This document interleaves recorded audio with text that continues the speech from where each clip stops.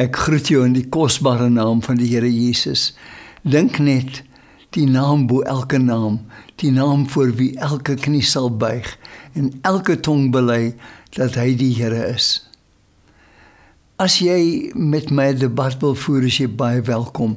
Ek daag veral enige teoloog uit om my te nooi vir 'n teologiese debat. Ek is nie 'n teoloog nie. Ek is net 'n hongersiel wat na die Here soek. Ek het 'n koffiebeker hier, man van God. Jy sien, as jy tot wedergeboorte kom, dan word jy 'n seun van God genoem. Maar nou groei jy op, jy word volwasse in die Here. En nou is jy 'n man of 'n vrou van God, maar uiteindelik is ons eendag die bruid van Christus. Ek het begin deel oor verbonde en ek wil net teruggaan op dit wat ek gedeel het rondom die begrip van 'n verbond. Ek wil teruggaan na 'n nuwe verbond.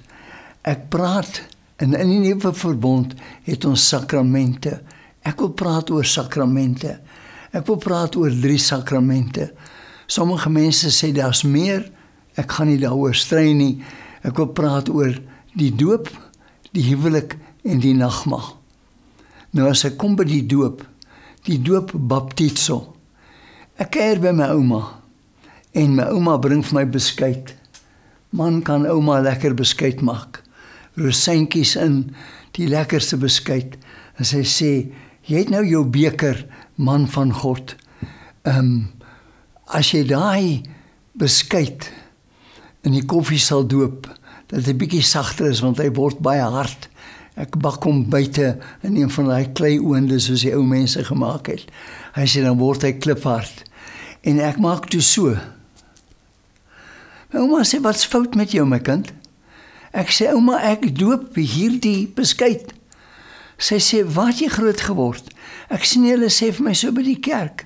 Hulle sê vir my, ek doop jou nou in die naam van die Vader, die Seun en die Heilige Gees. Sy sê, my kind, jy doen dit, jy vat beskuit, jy doop hom. Baptizo. Doop, besprenkeling. Nee, dis baptizo is doop. Besprenkeling is rantizo in die Grieks. En dis nie ek wat so slim is nie. Professor Henny Stander altyd vir my gesê, Neville, lees die Bybel. Nou, dis 'n sakrament. Is 'n heilige sakrament. Wat beteken dit vandag? Dit beteken vandag dat as ek die beker neem, en nou gaan ek die beker net omdraai, en nou neem ek die beker by nagmaal. En Paulus stel die beker op, hy sê die Nuwe Testament in my bloed. Dis die sakrament. Elke keer hy sê, maar jy moenie met bitterheid in jou hart loop nie. Jy moenie met onvergifnis in jou hart loop nie. Andersins soek jy vergifnis, maar jy wil nie vergewe nie. En wat sê die Onse Vader? Vergewe ons skulde, soos wat ons skuldenaars vergewe. So vergifnis hang nie van God af nie. Hy het my klaar vergewe in Christus. Dit beteken nie ek kan doen wat ek wil nie. Dit beteken as ek struikel en val, is vergifnis 70x7. Nou Jesus was in die Ou Testament, onder die Ou Testament gebore, en daarom moes hy besny word. En ek wil jy moet iets sien, dit was 'n uiterlike teken, wat moes wys na die innerlike toestand van die hart. Dit was deel van God se verbond met Abraham, deel van God se verbond met Moses, ons noem dit die Mosaïek verbond. Nou kom hy in Romeine 6 vers 11, en in Romeine 6:11 sê hy, letterlik, ek lees die volgende, en hy, Abraham, het die teken van besnydenis ontvang, as 'n seël van die geregtigheid. Dit was 'n seël van die geregtigheid, toe hy nog onbesnede was. So dit was nie nodig vir hom om besny te word, om geregtig verklaar te word nie. Jy word geregtig verklaar in Christus. Maar bly by my, hy ontvang dit as 'n teken. Hy het homself laat besny, want dit was die uiterlike teken. Nou ons neem aan dat besnydenis deur kinderdoop vervang is.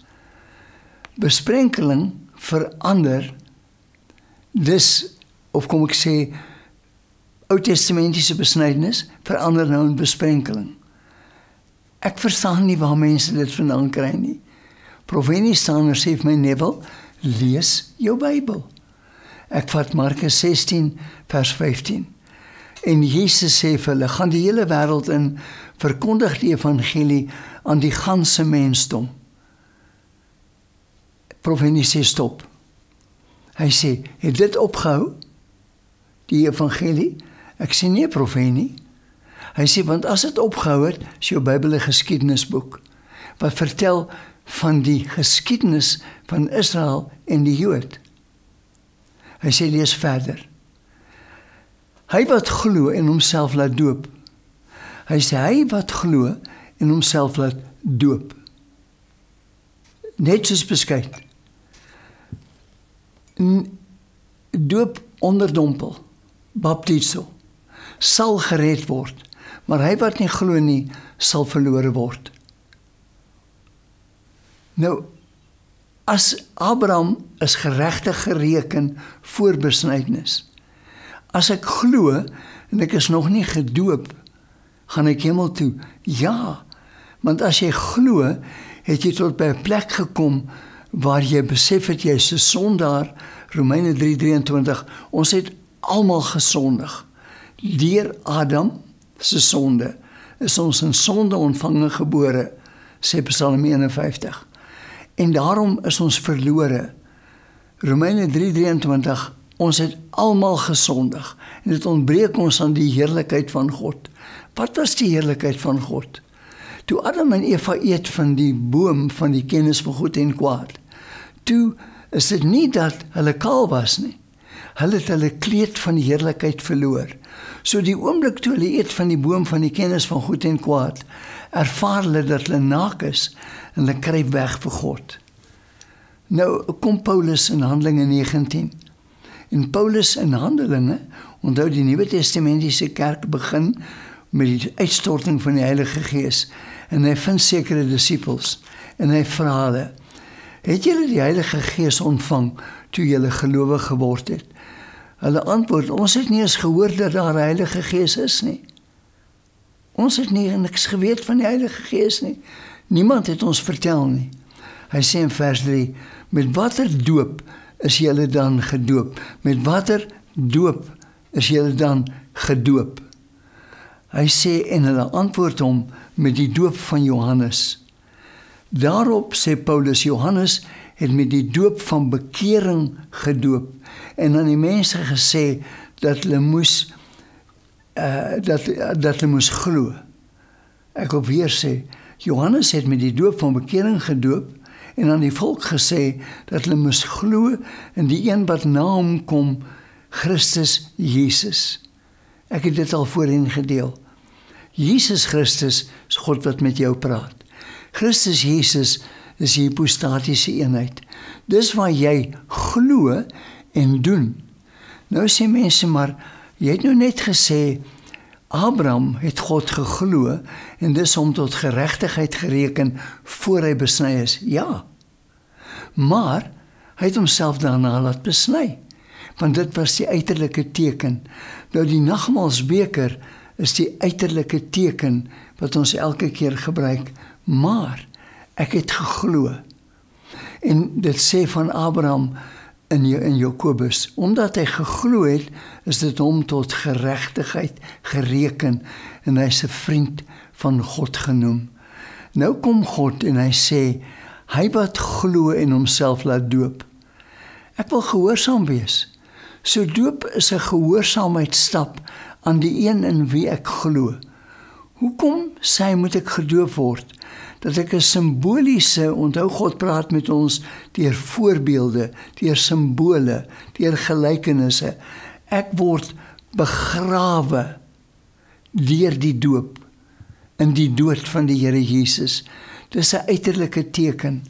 Ons vind, veral as ons met swart mense te doen het, wat betrokke was, ek is nou nie met soveel betrokke nie, my vrou is meer betrokke, die oomblik wat ons iemand van ZCC doop, is daar demoniese manifestasies. Ons het die naweek wat verby was, 'n Jesus-konferensie gehad. En ek kan gerus luister na die Jesus-konferensie. Jesus Conference, het was in Engels. En Heidi Henning, sy werk saam met Daniel Kolenda, wat oorgeneem het by Reinhard Bonke, is in 'n klas, waar 30 jong meisies van 13 sit. Sy vra vir hulle, wie stuur die initiasieproses? Al 30. Sy sê, toe sy autoriteit neem, manifesteer al 30. Sy weet nie wat om te doen nie. Here, help my. En die Here lei haar in 'n gebed, dat hierdie mense bevry word, dat oral is daar demoniese manifestasies. U sien, daar's iets van in die dood van die Here begrawe word. Net wil wat sê vir my, wil jy gehoorsaam wees? Gehoorsaamheid, vind ek in die Bybel, was die sleutel tot seën. Die Here sê, as jy gehoorsaam is, onthou, ons boodskap, my voordeel hier op Patmos, is Johannes 1:17. Die letter van die wet het deur Moses gekom, maar genade en waarheid deur die Here Jesus. Die waarheid is, ek wil gehoorsaam wees aan my hemelse Vader. Nou kom ons by die begrip van die verbond. En as ek sê die verbond, ek het gepraat van 9 verbonde. God word genoem El Elyon in al sy baie name. El Elyon, die sterkste sterk God. Hierdie sterke God sluit 'n verbond met jou en my. So hy het die reg om die verbondsbeginsels aan ons oor te dra. Hy sê vir ons wat dit moet wees. Daar's 2 dele, God se deel en die mens se deel in 'n verbond. Ek wil raak aan 'n werksverbond, die eerste, die Adamitiese verbond, wat deel is van die God wat voorsien, en die soutverbond. Die werksverbond, ons noem dit ook die Adamitiese verbond. Genesis 2:15. Toe die Here God die mens geneem, hom in die tuin van Eden gestel, om dit te bewaak en te bewaar. Die Engels sê to tend, to keep, to guard. Die mens het dus 'n verantwoordelikheid gehad. Jy moet werk. 2 Tessalonisense 3:10 sê, want toe ons ook by julle was, het ons julle beveel, altyd beveel, as iemand nie wil werk nie, mag hy nie eet nie. Dalk lees jy hierdie skrifgedeelte en jy sê, Neville, en jy sê vir jouself, ek wil werk, ek het nie werk nie. Ek glo dat God vir jou werk wil gee, dat hy vir jou wil voorsien. Hy sê in Romeine 1:17, die regverdige sal uit geloof lewe. Nou Abraham het God geglo en hy is regverdig verklaar. Ek verklaar jou die regverdigheid van God in Jesus Christus en ek verklaar oor jou dat jy geloof het, want jy het in die geloof gekom deur Jesus aan te neem en gehoorsaam te wees. Maar nou kom hy ook in Habakuk 2:4, bevestig dit uit die Ou Testament, maar die regverdige, deur sy geloof sal hy lewe. Nou sê in Romeine 1:17, uit en deur. So uit geloof, hoe kry ek geloof? Uit geloof, ek kry dit uit die woord, ek bly eet uit die woord. As jy nie saai, kan jy nie maai nie, so jy moet saai. Alles wat God geskep het, het saad nodig. Nou, wat beteken dit? Die tuin van Eden, daar saad, maar hulle moes dit bewaak, en to tend to garden, to keep, die Engels stel dit my mooier. Hy sê in 2 Korintiërs 8:12, want as die bereidwilligheid daar is om te gee, is dit welgevallig. Dit beteken aanvaarbaar, volgens wat 'n persoon besit, wat hy nie besit nie. Nou kom iemand wat niks het nie, die persoon sê ek het niks om te gee nie, ek sien jy het iets om te gee. Die persoon sê wat? Die vrou stap vorentoe, sy kom sit haar kar sleutels neer. Sy sê, is al wat ek het. Ek moes geld leen om brandstof in te gooi. Ek gee my kar. Ek sê, my suster, ek ontvang jou kar. En ek gee dit vir jou terug. Maar jy het gesaai. Mag ek in jou lewe saai. En ek gee vir haar 'n bedrag geld. Ek sê, kom ek bid saam met jou vir werk. Nou nog nooit het iets vir iemand gekom wat nie saai nie. 'n Boer kan nie net staan en bely, saad, julle sal groei. Watter saad? Wat het jy gesaai? Jy moet plant om te oes. God het baie beginsels. Hy is Jehovah. Jehovah beteken dat hy is die God wat die verbond maak. Dit beteken hy sal voorsien. Maar ons vind hierdie naam in Genesis 2:14 en Abraham het die plek genoem, die Here sal voorsien, Jehovah Jiri. Sodat vandag nog gesê word, op die berg van die Here sal voorsien word. Nou die berg van die Here, glo hulle is in Jerusalem, waar die moslim moskee staan. Dit beteken nie ek moet soontoe gaan nie. Die berg van die Here is waar Moses met God ontmoet het op die berg. Jou ontmoeting met God, my ontmoeting met God was in Waterpoort, 16 Julie 1971, 10:00 die aand op my knieë in 'n rondabel. Dit was my berg van ontmoeting. En Abraham was bereid om sy seun Isak te voorsien as 'n vrywillige offer vir die verlossing van die mensdom. So hy is bereid om sy seun te saai. Toe kon God sy seun as ons verlosser saai. Dit beteken dat 'n saai en maai beginsel. God eer dit. Jy kan nie dood spreek en lewe oes nie. Lewe en dood is nie mag van die tong. God is gister en vandag en tot in ewigheid dieselfde. Nou, kom ons bly by die begrip dat hy is Jehovah Jiri, dat hy vir jou wil voorsien. Ek wil saamvat om hierdie program af te sluit. Ek vra eendag vir die Here, Here leer my iets. Nou in Handelinge 8 is daar 'n hofdienaar. Hy kom van die koningin van Kandes. Hy lees die boek Jesaja, maar hy verstaan nie. 'n Engel kom, want God praat met die engele.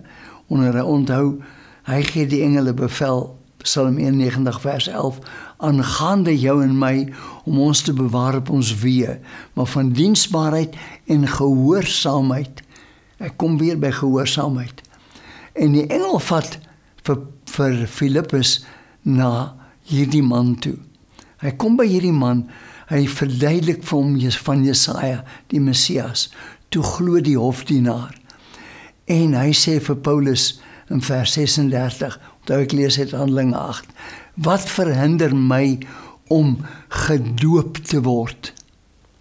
Toe sê Filippus, as u glo met die hele hart, jy sien dit begin by geloof. Dit het Abraham begin by geloof, hy het God geglo, toe is dit hom tot geregtigheid gereken, toe in gehoorsaamheid is hy besny. As u glo met die hele hart, is dit geoorloof, en hy antwoord en sê, ek glo dat Jesus die Christus is, die Seun van God. Dis wat jy moet glo, daar is geen ander geloof nie. Die waard toe stilgehou, die hofdienaar is toegedoop.